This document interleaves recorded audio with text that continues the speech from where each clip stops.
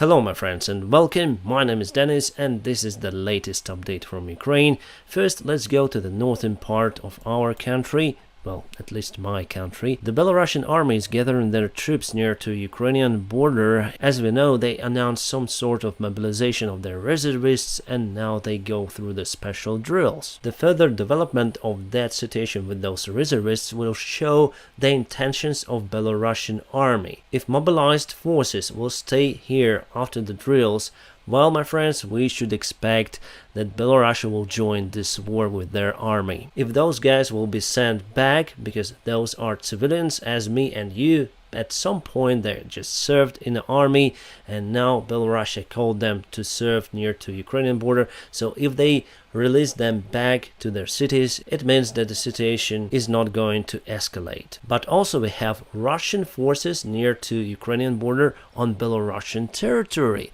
And around 2 months ago, Russia moved the vast part of their forces from Belarus. So for now, they need at least 3 up to 4 weeks to regroup their forces and send them back to Belarus again.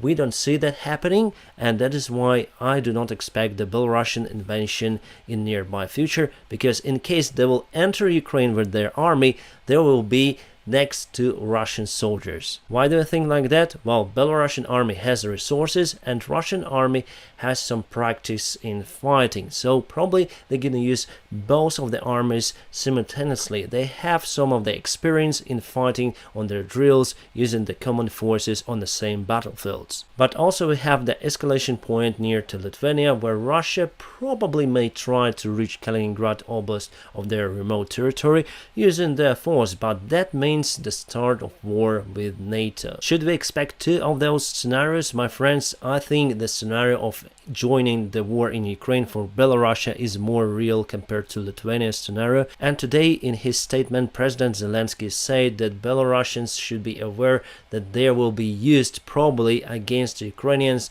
and they are not slaves and they should resist against the Belarusian criminal orders. And now let's go to the Kharkiv area, where the situation is not good, I think, for Ukrainian army, but still we are holding. We got our forces there, and since yesterday Russia pushes a little bit, so they pushed across Rubizhne village. They are now near to Zamulivka here. Oh, actually they almost took this village.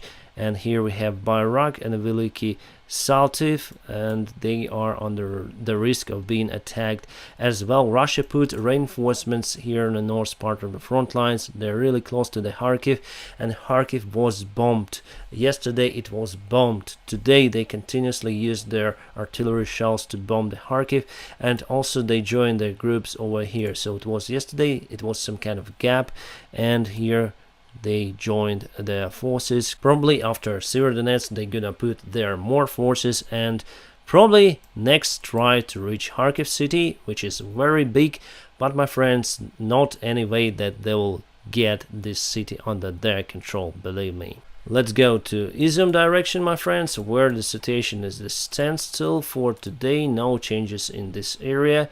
So Russia put lots of forces from this direction, and also we got some information that HIMARS was used against the Russian command in Izum. And now let's go to the Severodonetsk. As you can see, the city and the factory under Russian control, and this part still across the river near to Severodonetsk is under Ukrainian control. But Russia pushes from the south, my friends, and today they were able to get some ground here near to they took part of the Bilogora just recently, and now they are pushing to Matroska area of this Lysychansk itself, and now Lysychansk is under constant Russian attacks. This city is quite long over here, so how many kilometers? This part and that part, it's 12.5 kilometers, quite a lot, my friends. It's bigger than Severodonetsk, for if we speak about the length, not the population. So for Russia it's quite hard to get control over the city just from the south part. Probably they will try to break again near to Bilohorivka. Who knows, they'll try to cross the Siversky Donets river. If that operation for them will be successful, of course they're gonna reach that city and they'll try to circle that city, but so far I don't see that there is a huge risk of the city to be encircled by Russian troops. On the south, Was it any movement? No, there is no movement on the south. Russia still wants to take this road on the way to Bakhmut. So as you can see, they use massive forces here, really, my friends, lots of forces, and mostly after Serdenes they are pushing to Lysychansk. It's the main hot spot if we're speaking about the front lines. And now let's go to the south, where here near to Donetsk everything without changes. Ukraine pushes a little bit to the south here. Little by little we took Yehorivka, sorry, I'm not good in Latin letters. And if we go to Kherson Oblast, well, Russia pushes here. We got some of the ground just a couple of weeks ago, and Russia called for reinforcements, and now they are pushing back the gathered territory by Ukraine. But still there is no attack from Russia towards Ukraine-controlled territory, just some of the fighting here and there. About Kherson, I see, my friends, no big movement. There was some information that Kislivka was under Ukrainian control around 1 week ago, but later on it appeared that that information was false. So we are around 15 kilometers away from Kherson here, and the situation on the front lines remains standstill. Today, however, there was information that Snake Island was under attack by Ukrainian Harpoon rockets. Well, those rockets were not made in Ukraine. However, we have them, so we may say Ukrainian rockets, Harpoons, were fired towards Zmyny Snake Island, and Russia fired towards Odessa city. There was some of the devastations, and of course today I personally heard loud bangs, my friends, because Russia fired towards Kiev, killing some of civilians and destroying our buildings, several-story buildings where people live. Very strange as for me. And also they use strategic bombers for that, and they entered Belarusian airspace. If we speak about Tu-22 M3, they fired their rockets from Belarusian territory, again showing the involvement of Belarus in this conflict. And the biggest strategic bomber, Tupolev 160 and Tupolev 95, the biggest turboprop ever made after Antonov 22, they fired their rockets away from Caspian Sea. Even on this map I cannot show you. Well, those rockets that they fire, those are Ha-101, that has those rockets have distance up to 5,500 kilometers. It's their range, so they can be fired let's say from Belarus, and they're gonna reach probably Spain or maybe even Portugal, my friends. So Russia used their devastation weapons to fire to civilian places here in Kiev, and not only. But nevertheless, no matter what rockets they use, they will never break our spirit, my friends. And now let's go to some of the news. Our air defense destroyed Russian missile. It was on the way to Odessa, so missile was hit in Odessa Oblast. Those are remains of the Russian rocket. Russia said that they destroyed our aviation in the first hours of the war, but here we have Sukhoi Su-27s flying somewhere in formation. Awesome livery, my friends, awesome colors and awesome army. I love our Air Force. There was some joke on a meeting of G7 countries, so they're saying, should we stay in jackets off or jackets on? Boris Johnson said, and Trudeau said, should we ride horses or something? So clearly making enough of Putin. The world understands that Putin is just a small PP Tsar, but with big ambitions. Remember the last time it was this funny attitude to a dictator, probably during the Second World War. Ukraine bought 2,900 German anti-tank rocket systems, RJW-90 Matador. Well, it's good that we put our funds to buy some weapons for Ukrainian army. Here we got some of the information that Russian attack helicopter K-52 was shot down in Mykolaiv Oblast by Ukrainian manpad Igla. More HIMARS rocket artillery systems will be delivered to Ukraine next month. Awesome information. The latest military map published by British Defense Intelligence Service, and as you can see, still we have counterattacks near to Mykolaiv.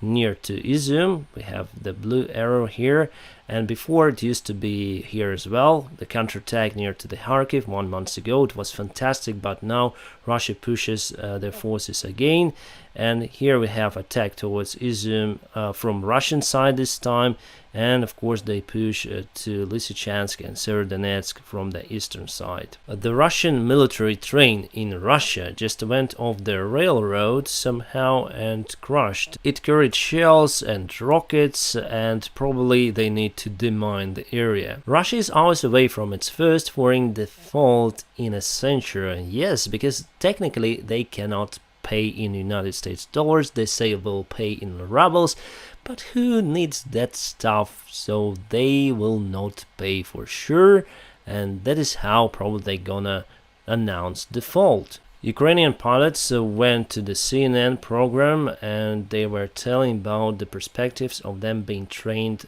on the fighter jets, and they say they really need fighter jets that are made or were made in the United States of America, because in that case they can overperform Russian aviation.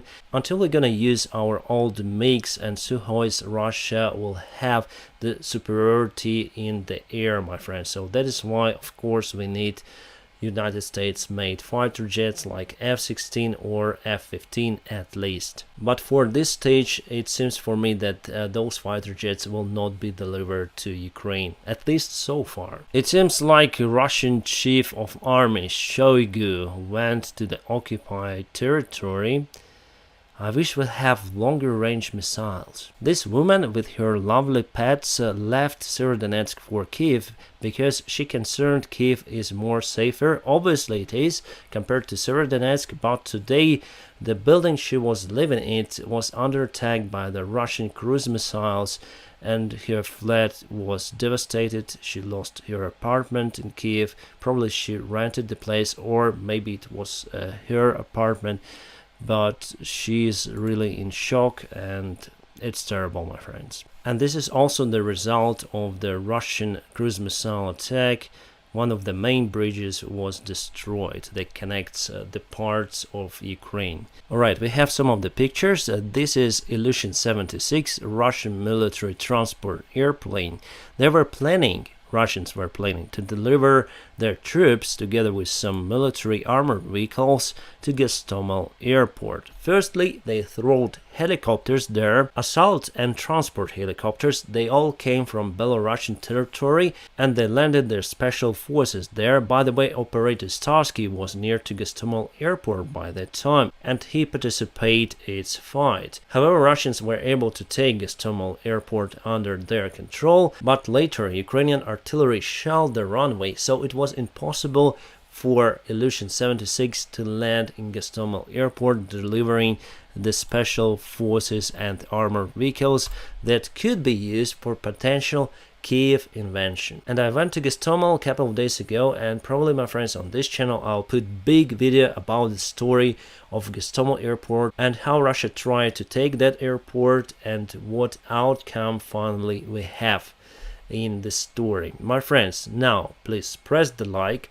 Also, there are some of the links where you can support my channel. For those of you who support me, my friends, you are awesome. Thank you so much for your kind support, and I wish you a peaceful sky wherever you are. Have a great time.